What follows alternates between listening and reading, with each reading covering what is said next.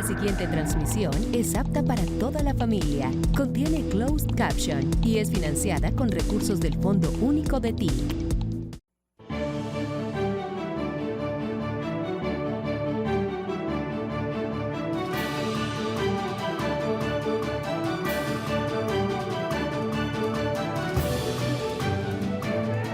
El hecho de que hoy se conmemore un año no, 4 años, año 2021, 21 de noviembre, el estallido social comenzaba en Colombia, en todo el país se extendió con las consecuencias que ya conocemos, un gobierno que no quiso dialogar con las juventudes, que fueron la principal fuerza de esa movilización social, que decidió fue enfrentar la demanda de necesidades, de satisfacer después del COVID una serie de indudablemente necesidades básicas que tenía la gente, y lo que propuso fue una reforma tributaria basada en impuestos, lo llamé así en ese momento, sobre la sopa, sobre la comida.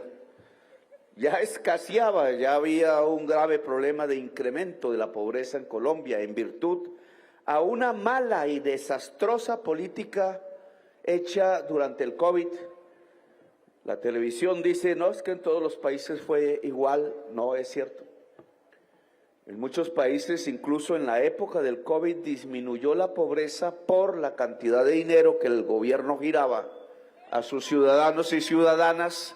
Aquí se hizo lo contrario, se aprovechó la cuarentena del COVID, la enfermedad, para endeudar el país. Yo estoy acabando de pagar esa deuda. La comencé a pagar y la estoy acabando de pagar. Claro que provoca un enorme déficit. Solo por dar dos grandes cantidades, cada vez uno descubre más. Cerca de 70 billones de pesos, el presupuesto de un año de la educación, todo en un subsidio a la gasolina. Ese subsidio a la gasolina se llevó una parte muy importante de los ingresos de este gobierno.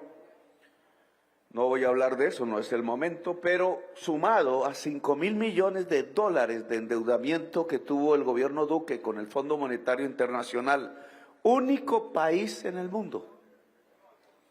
En ese momento, a ningún gobernante de los 190 y pico países que existen en la Tierra se le ocurrió que para financiar la política que pudiera mitigar los efectos de la enfermedad había que endeudarse con un préstamo que es como con tarjeta de crédito, pagadero prácticamente de inmediato, 3 años, 5.000 millones de dólares, y le tocó fue a este gobierno. Y este mes se paga la última cuota. La última. Claro que solo... Gracias. 5.000 millones de dólares a una tasa de cambio, oiga cómo está, 3.700. 3.700 por 5, ¿cuánto da? 5%, 35, 18, ¿cuánto? 18,5 billones de pesos más o menos, más 70, estamos acercándonos a 90 billones de deudas que dejó para pagar ya. Yo digo, no debimos haber pagado así tan rápido porque hubiéramos podido hacer muchas más obras sociales si esa deuda no hubiera ocurrido o se pagara muy a largo plazo. Pero el problema está en qué se gastaron esos dineros. Y cuando uno va y mira el gasto, y ahí por qué estalló la sociedad, el gasto imperceptiblemente, con aval del Consejo de Estado, hay que decirlo, que miraba los centenares de decretos de estado de conmoción interior, y con aval del Congreso de la República, que no se podía reunir físicamente por la enfermedad, terminó dedicándose el dinero a pagar las nóminas de las empresas más grandes de Colombia, es decir, subsidiar a los ricos más ricos de Colombia. Y entonces 90, 100 billones de pesos destinados a los ricos más ricos de Colombia, en un país terriblemente desigual, que acababa de salir de una de las peores enfermedades que ha tenido la humanidad en el último siglo, estalló. Estalló porque decidieron financiar el Estado, no con los ricos que devolvieran el dinero que se les había dado, sino poniéndole impuestos a los pobres para que pagaran la yuca y el hueso para echarle a la sopa y la arepa, etc. Han pasado 4 años. Los que estuvieron en el estallido, hoy no tan jóvenes, pero siguen siendo jóvenes, y los muertos, y las familias de los muertos. Y ustedes tienen razón, ante una enorme impunidad. Quise colocar una terna de fiscales que fueran independientes a la política, todas mujeres, recuérdenlo. Una fue escogida, pero no entiendo por qué no investiga el estallido. Trata de investigar otras cosas, no voy a criticar ahora, ya llegará su momento, pero ¿dónde están las investigaciones sobre el estallido social? ¿Por qué los presos que hay son en general muchachos acusados de terrorismo cuando lo único que hicieron fue protestar? ¿Dónde están los juzgamientos y los juicios disciplinarios a jueces que aceptaron la fórmula de Barbosa y su cúpula en la Fiscalía al servicio del narcotráfico, que les ordenó, sin que tuviera esa competencia, juzgar a personas jóvenes que lo que querían era protestar y demandar soluciones en Colombia y ser tratados como terroristas? Trump hace lo mismo ahora, pero yo diría que los señores de la Fiscalía General de Colombia más bien le han enseñado a Trump a maldenominar qué significa un terrorista. Un joven que protesta no es un terrorista. Un latinoamericano en los Estados Unidos no es un terrorista. Una persona que se llame colombiano o que nazca en Venezuela o en el Perú, en el Ecuador, no es terrorista. Una persona que por pobreza tenga que irse en una lancha en el Caribe a demandar unos dineros llevando un tráfico ilícito no es un terrorista. Terroristas fueron los que asesinaron los jóvenes por protestar. Terroristas son quienes en lugar de dialogar convocan a la fuerza pública a infringir el derecho de gentes y matar ciudadanos y ciudadanas, o golpearlos o encarcelarlos o llenarlos de gases, cuando esos ciudadanos y ciudadanas lo único que están diciendo es que lo que quieren es justicia social. Se conmemoran 4 años hoy aquí en este mismo sitio y puedo decir que por lo menos este gobierno entrega un hecho.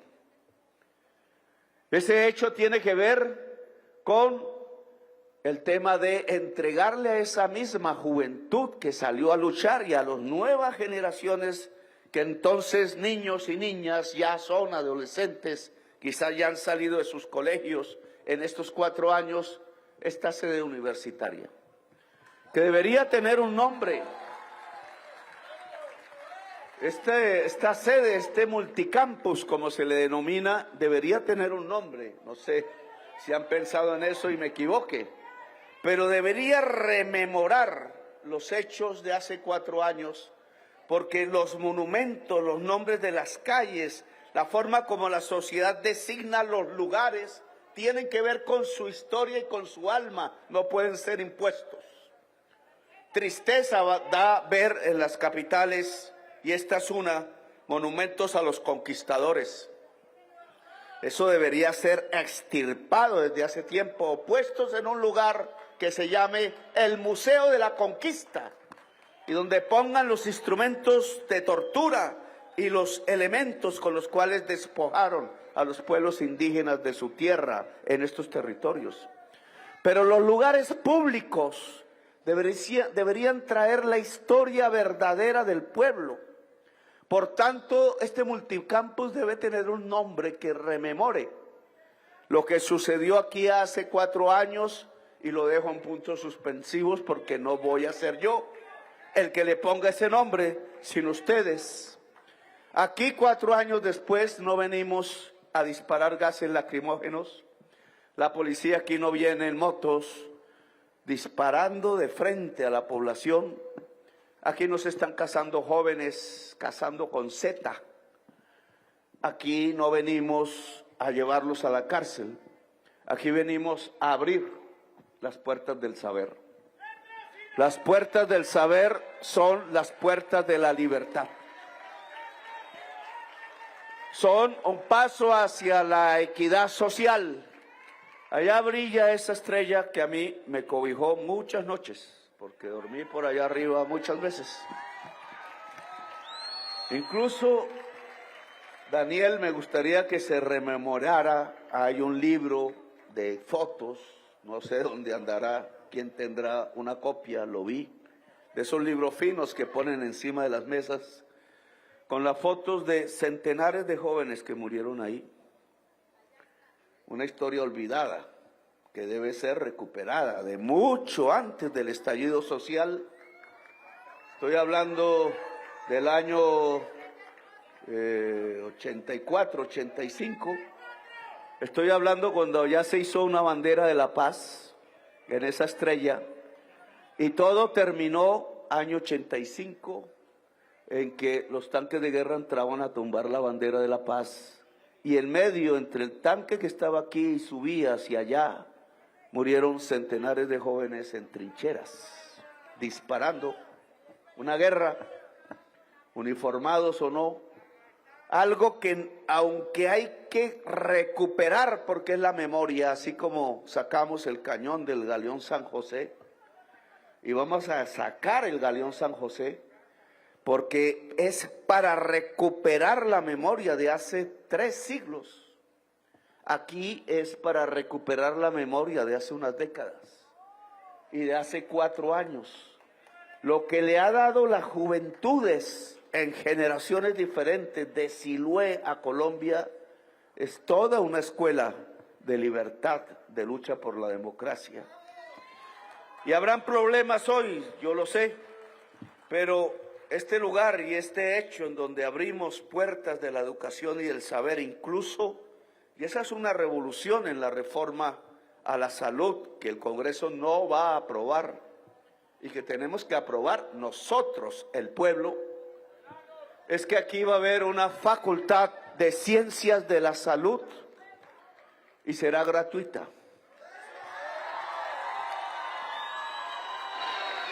No hace mucho, quien quería ser médico, médica, le nacía en su corazón esa vocación, tenía que ir primero a una gran ciudad, a sus lugares más ricos, y segundo, pagar, porque pasar en la Universidad Nacional era todo un milagro.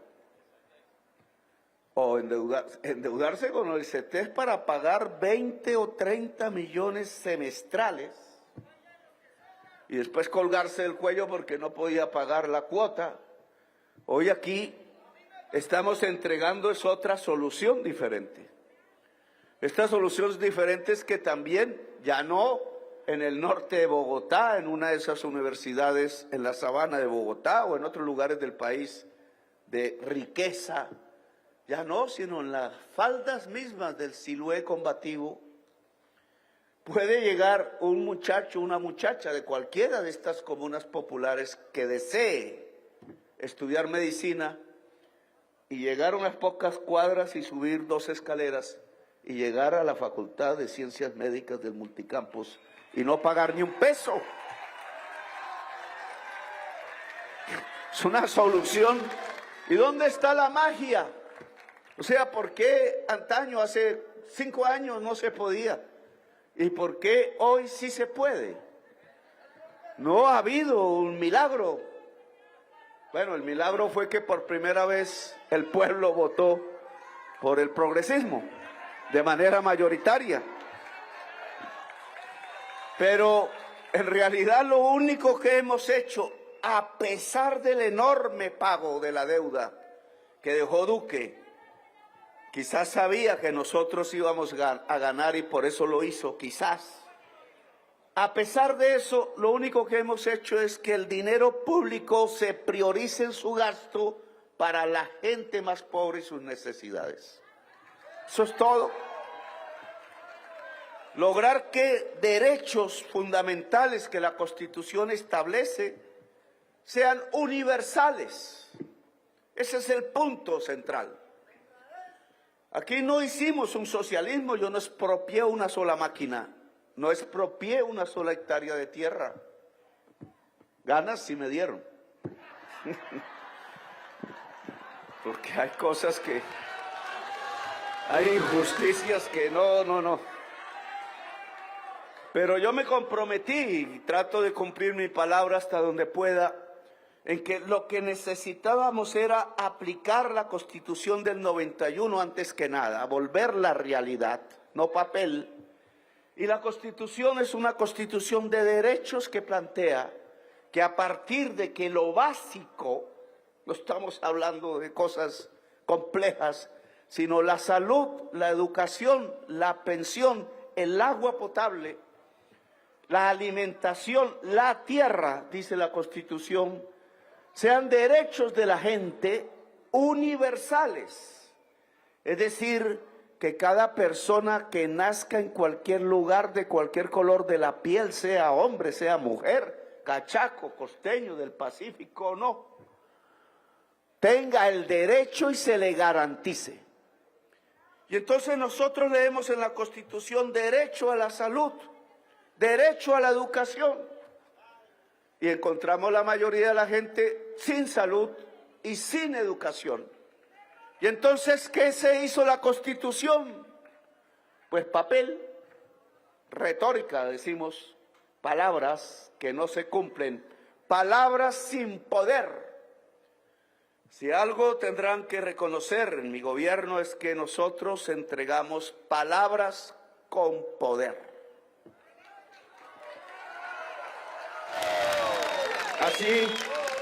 Así fue como devolvimos los aviones que llegaban con colombianos encadenados, palabras escritas. No teníamos ni un cañón ni un misil para decir nada, pero se devolvieron. Y así fue como otras palabras dijimos en Naciones Unidas, último discurso, lo dije en todos. En Palestina hay un genocidio y hay que detenerlo y hay que configurar un ejército de la salvación a la humanidad y hay que ir a Palestina. Y empezaron a decirme varios países, vamos para esa. Trump creyó, porque dije en la calle, si el ejército de Estados Unidos va a Palestina a dispararle a ese ejército donde estaremos nosotros, no obedezcan. Creyó que le estaba diciendo a la policía de Nueva York que no le obedecieran a él y ahora estoy en la lista de los narcotraficantes. No sé cómo voy a vivir después de que salga el gobierno, pero Dios proveerá, dice la Biblia. Y en verdad mi experiencia me ha enseñado que en cuestiones de sobrevivencia, si uno tiene el apoyo del pueblo, no hay problema. Siempre alguien dará la mano en cualquier lugar del mundo, siempre. Pero volvamos aquí a nuestro lugar. La palabra tiene poder.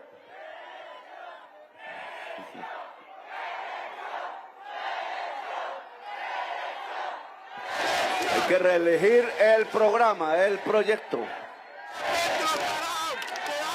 No voy a hablar de elecciones, pero la palabra tiene poder.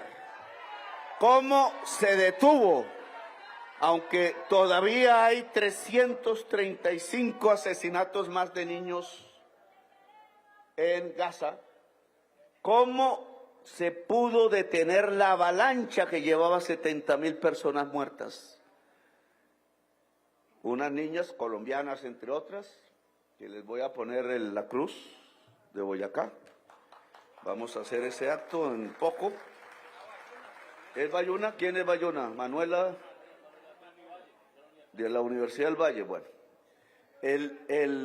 y otras mujeres, jóvenes, la mayoría, y jóvenes hombres, salieron en el mar a los 4 o 5 días, hicieron una catástrofe humanitaria con ellos, llegando a Israel en aguas internacionales. La mayoría de los países de la OTAN decidieron no apoyar a Israel y Trump echó para atrás. Se fue por allá, hizo un proceso de paz. Multitudes de personas, millones de ciudadanos y ciudadanas en los países que estaban aplaudiendo el genocidio, incluidos los Estados Unidos, salieron a las calles. Por eso hoy podemos hablar relativamente de paz. Pues Colombia tiene que aprender a que millones de ciudadanos y ciudadanas tengan que salir a las calles si pretenden que echemos para atrás. Y de esto sí quisiera hablar un poco. Viene diciembre, la estrella de Siloé nos lo avisa. Con diciembre apenas pasen las fiestas, empieza la campaña electoral. Es decir, de aquí a las semanas que están, incluido el 24, incluido el 31, hay que pensar qué se va a decidir. Al presidente de Colombia le corresponde garantizar las elecciones. Ninguna mesa puede suspenderse. Anote esto, ministro. Lo que hay es que aumentar las mesas electorales en Colombia. Ojo. El país solo decide 2 cosas simples. O volvemos a la gobernanza paramilitar, es decir, hace 4 años. Y ya sabemos qué pasó aquí hace 4 años. O vamos para adelante. Solo hay 2. O volvemos a la gobernanza paramilitar o vamos para adelante. Pues yo le invito a Colombia a ir para adelante. La gobernanza paramilitar ya tiene un eximio representante de lo que eso significa. Y vamos a ver, veremos quiénes deciden ir para adelante. Para adelante significa más sedes universitarias, más tierra para el campesinado, una junta directiva del Banco de la República que no eche la economía para atrás, una corte constitucional que reivindique el Estado social de derecho en Colombia.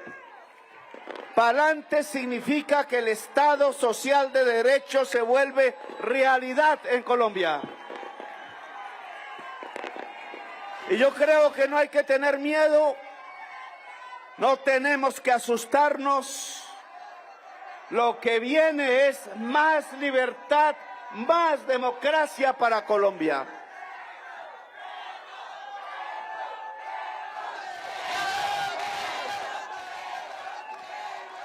Y veamos, ahora, antes, cuando gané, hace 3 años y pico, nos decían de pronto Petro se arrodilla, de pronto Petro va a nuestros clubes, se toma un whiskycito con nosotros, recibe un billetico, no lo juzgamos, no lo molestamos y hace que todo siga igual, era lo que pensaban. Hoy ellos saben que eso no va a pasar. Ellos saben que, y me refiero a la oligarquía de Colombia, saben que nosotros vamos en serio. Y que ese ir en serio, no es que vamos aquí a quitarle a la gente bienes o fusilar gente. cadalsos y cosas por el estilo. No nos interesa perseguir a nadie. Nos interesa la democracia más profunda en Colombia y nos interesa fundamentalmente que en este país, uno de los más desiguales del planeta Tierra, pueda haber justicia. Justicia para los que han muerto, justicia para quienes han sido víctimas y justicia en general para la sociedad en sus deseos de ser seres libres y progresar. Justicia es progreso. Yo creo que no hay colombiano o colombiana en cualquier lugar de Colombia que no quiera es progresar. Lo que pasa es que a la mayoría no los dejan, no pueden, no les dan las oportunidades, no abren estos edificios para hacer universidades o se construyen nuevos, se van construyendo, no abren las posibilidades de que el dinero de la salud, en vez de ir al bolsillo del ricachón de siempre que se lo gasta en Miami, en jets y con las novias en el jet, vaya a la gente que por ahí tiene un problema cardíaco, cáncer o se prevenga incluso la enfermedad. Eso es lo único que aspiramos a dejar, una Colombia libre y justa, democrática. Pero ya ellos saben que no tienen las mayorías. Bueno, pero ingresaste. Ellos quieren derrotarnos, es su lógica, y nosotros queremos ganar.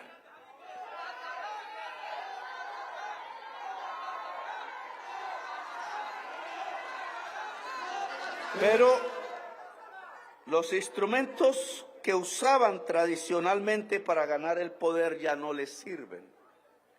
Ellos usaban los medios de comunicación para engañar a la gente. Ya muchísima gente no se deja engañar de las mentiras del medio de comunicación que le pertenece al rico más rico de Colombia. Ellos usaban el billetico para comprar los votos de los pobres. Y el pobre iba a una urna sin saber por quién iba a votar. Y terminaba siendo el que daba las órdenes para venir aquí a matar los jóvenes en la ladera de Siloé. Ya el pobre ha adquirido conciencia, el pueblo trabajador sabe quién le garantiza sus derechos, la mujer trabajadora no se deja engañar de la sonrisita alegre de un señor con corbata, sino que ama y quiere los cambios. Incluso yo diría a Petro.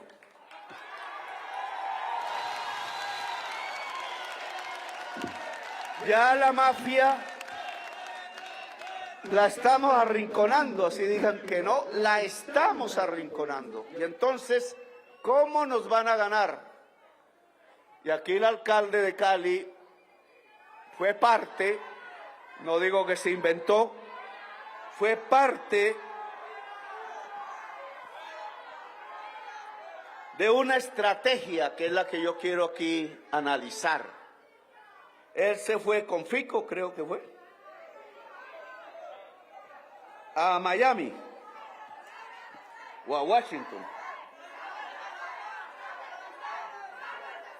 Y después se fue Vicky Dávila. Y después se fue el que yo digo que es el hidalgo descendiente de esclavistas, el señor Leiva.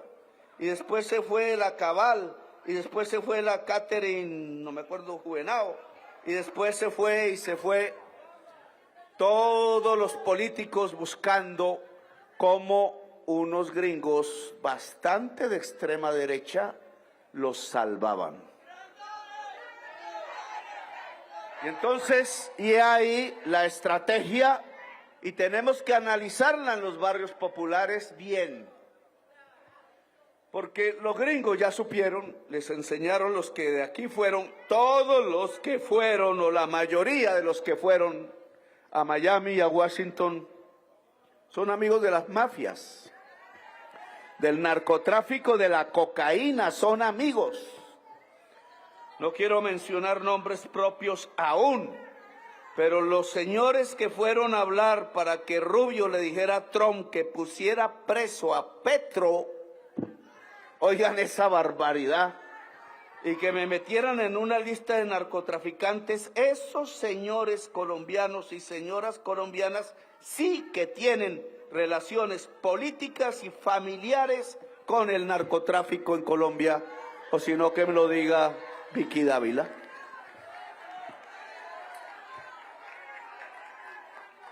¿Qué es la estrategia entonces?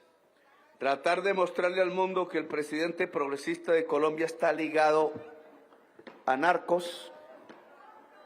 Saqué todas mis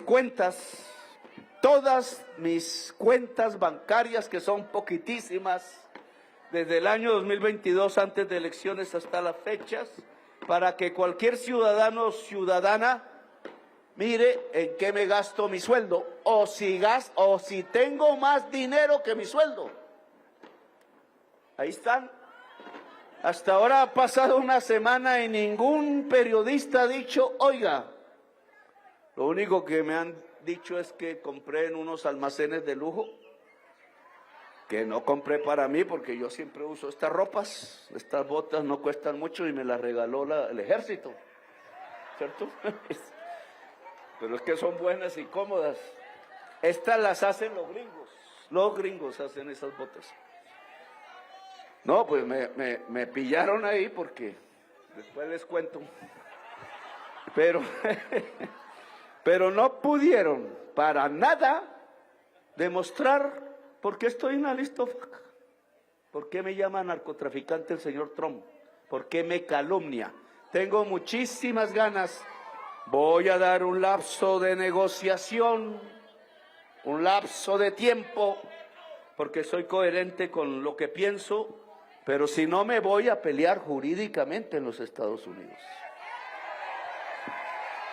Ya tendré tiempo para eso, porque dejo de ser presidente de la República. Ahora, ¿cuál es el problema? Que no es solamente tratar de desacreditar al presidente, calumniarlo, sino lo que va a pasar con la gente que aquí me mira y los que no están aquí. Y es que los señores decidieron meter billete a la lata. Y voy a explicar qué es lo que hicieron, porque además me contaron en dónde fue la reunión y algunos de los que fueron. No fue una reunión física, fue una reunión virtual.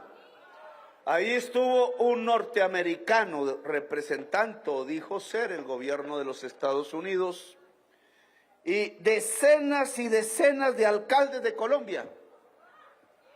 Claro, saben que la mayoría de los alcaldes de Colombia no son progresistas. Y estaban varios candidatos presidenciales oyendo al gringo. Y entonces dijeron, ahí las instrucciones ahora a la oposición mía, le llegas de Washington, no tienen cabeza para sacar las ideas de aquí, de Suacha o de Cali o de Siloé o de Ciudad Bolívar, sino que las tienen que traer de Washington. Les dijeron, les vamos a dar un billete para que se puedan, ojo con esto, comprar los votos de los pobres en Colombia. Voy a explicarlo más. Saben ellos que mi gobierno y quien les habla es muy querido entre la clase trabajadora y popular de Colombia. Saben ellos que si yo me candidatizara, que no puedo, les ganaba de lejos otra vez las elecciones. Uribe dice, no, que es que hay que unir y unir. A ver, no, podía unirlos a todos y no podían ganarme. Pero yo dije, no me voy a reelegir. Y entonces, como recuerdan que para ganar elecciones ellas lo compraban el voto a los pobres, que ese dinero tenían que sacarlo robando solo al Estado y o pidiéndole al narcotráfico que les diera el billete para comprar los votos. Y por eso el narcotráfico en Colombia tiene poder político y por eso hubo una gobernanza paramilitar. Y por eso el señor Álvaro Uribe sí gobernó en Antioquia y en Colombia con narcoterroristas. Le recojo la palabra al señor Trump. Y entonces el señor Trump, ¿qué está haciendo con los amigos de los narcoterroristas colombianos? Pregunto yo. Porque narcoterrorista es el que exporta cocaína y mata en masa colombianos en Colombia. ¿Y quiénes eran esos? A esos que se hizo un proceso de paz que yo he respetado. A eso le llamo, a esos políticos que gobernaron con gente que exportaba cocaína a Estados Unidos y mataba en masa colombianos en Colombia. Yo les llamo gobernanza paramilitar. Lo que está criticando Trump cuando habla de narcoterrorismo es lo que sus amigos reciben en sus oficinas para tratar de acabar el primer gobierno progresista de Colombia, por lo menos en este siglo y el siglo pasado, hasta Alfonso López Pumarejo.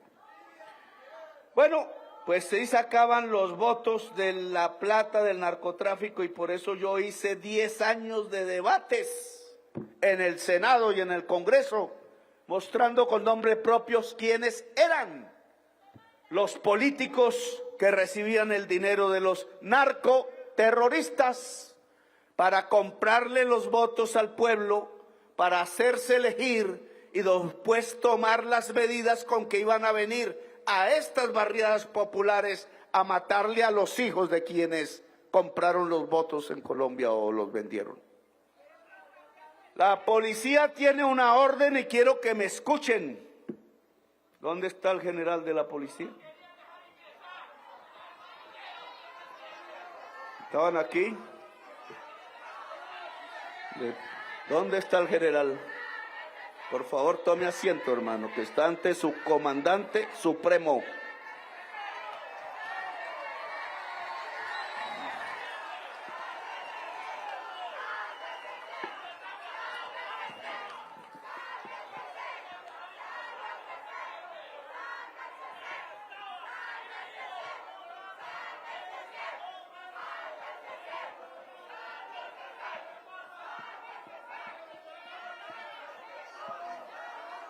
Nadie les está pidiendo que tomen posición en deliberaciones porque constitucionalmente ustedes no las deben tomar.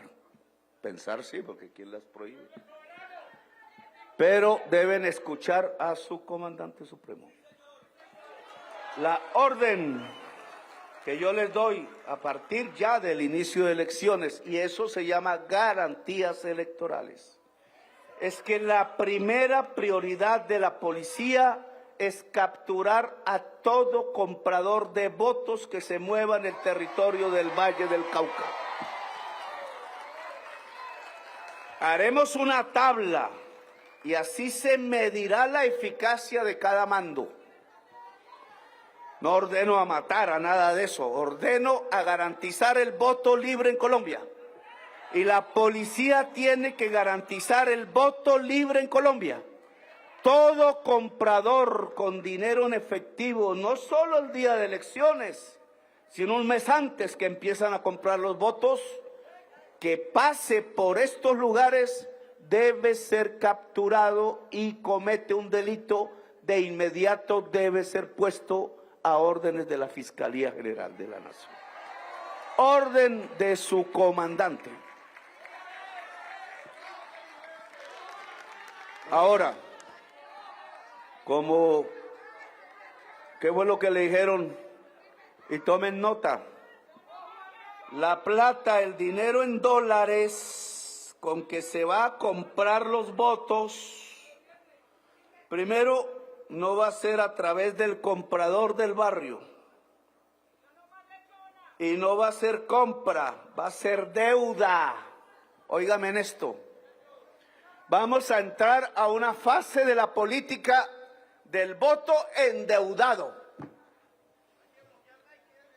Señores, todos los alcaldes que estaban en esa reunión empezaron a ofrecer instituciones para recibir decenas de millones de dólares del Banco Interamericano de Desarrollo sin permiso del gobierno nacional para que se entreguen crédito para comprar tamales, lechonas, bicicletas, motos, tejas, todo lo que antes se hacía con el dinero del narcotráfico en Colombia. Van a tener ustedes una oferta de crédito, ojo, con tasa de interés, y el que pague ese crédito, sea el ciudadano, sea el municipio, el distrito, ese queda endeudado. Son los bonos Carrasquilla, acuérdense ustedes, los mismos bonos Carrasquilla, pero con el aval del gobierno de Estados Unidos a través del Banco Interamericano de Desarrollo para entregar a manos llenas como deuda, el gota a gota, pero para que ustedes voten por sus verdugos, los amigos del señor Marco Rubio que quieren que gobierne en Colombia. El pueblo colombiano decidirá, pero he citado una reunión urgente hoy, nos tenemos que ir a eso, a todo el estamento financiero, y tiene que venir el señor delegado de Colombia a la Junta del Banco, no sé cómo se llama, de gobernadores del Banco Interamericano de Desarrollo, que nos explique por qué quieren violar la Constitución. Eso sí es un golpe de Estado. Y lo digo porque la Constitución prohíbe que dineros extranjeros de gobiernos o de empresas o de personas entren en las elecciones a definir lo que libremente tiene que definir el pueblo de Colombia. Y entonces le tengo que decir al señor Marco Rubio, hermano, si me va a meter preso, a ver si puede. Si me quiere poner la pijama naranja, inténtelo. Pero este pueblo no se le arrodilla. Sus odios del pasado, que no los conozco, ni ningún colombiano es culpable de lo que le pasó a su abuelo o a su papá en Cuba, tiene que arrodillarse porque aquí hay un jaguar a punto de despertar. No nos amenace, no nos engañe, que sabemos las jugadas. 2 siglos de saber de andar de guerra en guerra en este pueblo. Guerras de todo tipo, por nada a veces nos han enseñado que es la malicia indígena. Aquí no queremos un pueblo de rodillas. Si el pueblo libremente quiere que regrese la gobernanza paramilitar, pues no tenemos otra que obedecer, solo que no nos quedaremos callados después. Pero si el pueblo libremente quiere que Colombia siga para adelante, sigue.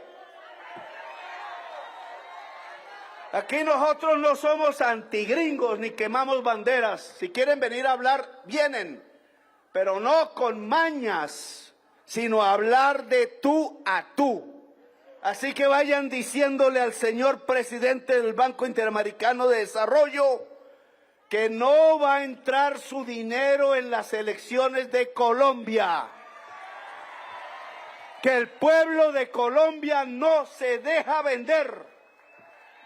Y si van a entregar créditos, cójanlos, pero para producir maíz, tener marranos, construir una casa o mejorarla. No para comérselos, porque quedamos endeudados, empeñados, y lo que hay que construir es riqueza. La orden que todas las instituciones financieras del gobierno nacional tiene es que todo su volumen de crédito se le entrega a los pobres de Colombia. Ahora, si el BID intenta, sin permiso del gobierno nacional, competir con los dólares por el voto de los colombianos, que está prohibido. Bien, ahora aquí, 9,000 nuevos estudiantes tendrá esto. Y espero, Daniel, que otros 9,000 puedan entrar en el lado oriental, en Agua Blanca. Y espero que un tren empiece a funcionar entre Yumbo y Buenaventura. Y espero que de aquí salgan médicos y médicas a atender toda esa gente que está ya encaramada, que necesita servicios de salud y que pueden perfectamente vivir. Y espero que Cali se convierta en la capital no solo de la resistencia, sino del gobierno progresista en Colombia, en el occidente de nuestro país. Una Cali inteligente, una Cali donde el joven negro no mate a otro joven negro, sino sepa que su color de piel es para demandar la igualdad y la justicia. Una Cali donde la mujer, y no vuelvo a repetir la frase que dije, que está basada en la ciencia, pero no la voy a repetir. Que la mujer entienda que no es esclava, que no es sirvienta de nadie, sino que es mujer libre y tiene toda la opción de llegar y de tener el poder, porque una sociedad democrática es una sociedad de hombres y mujeres libres. Y lo que quiso Bolívar en este país no fue tener esclavos, aunque tenía uno. Lo que quiso Bolívar en este país es que fuéramos una sociedad gran colombiana de seres humanos libres. Y es por eso que nos apuntan con cañones, no nos equivoquemos. Y es por eso, porque quieren quitarnos las riquezas que hay debajo de la tierra, pero quieren arrodillar la riqueza mayor que una sociedad tiene. Y la riqueza mayor de una sociedad no es más que el ser humano, que el pueblo, que la gente, que las ilusiones, que la esperanza. El día que durmamos la esperanza, el día que nos maten la esperanza, matan el futuro, matan la alegría, matan a la gente, y no vamos a dejar que nos maten. Así que, por favor, esta ciudadela Libertad, ojalá, no, yo no voy a ponerle el nombre, esta ciudadela que sea el corazón de la libertad de Cali, el corazón de la libertad de la juventud, que es el cerebro el que vuela, también el cuerpo, pero es el cerebro que vuela, y el cerebro, para que vuele libre, tiene que saber, tiene que leer, tiene que criticar. No hay lectura que no critique, y no hay lector bueno o lectora buena que no critique lo que lee. Así que leer, me preguntó una niña ahorita antes de subirme al avión, niña chiquita, digamos, ¿de qué? Con 7 años. Me dijo, ¿qué me recomiendas para ser una buena líder en Colombia? Me dijo la niña. Me puse a pensar. Entonces le dije, solo 2 palabras: ayuda, ayuda y lee. ¿Qué es un socialista? Una persona que ayuda y lee. ¿Qué es un dirigente? Llámese como se llame, hombre o mujer, bueno, una persona que ayuda y lee. A veces nos tenemos que ayudar nosotros mismos. Pues ustedes, hermanas y hermanos, sean personas que ayuden y lean, porque no hay nada más peligroso que una persona capaz de darle la mano a otra más débil y que tenga ideas y lea y alimente su cerebro y le dé alas, porque no solamente volará esa persona, sino la persona que ayuda, y así sucesivamente hasta que seamos legiones en el mundo y alcancemos a ser una humanidad libre, que es el objetivo que todos proponemos. Porque el día en que seamos una humanidad libre no habrá guerra, no habrá codicia, habrá muchísima vida en este planeta de la cual Colombia es quizás el paraíso, el país de la belleza. Gracias, muy amables, por haberme escuchado.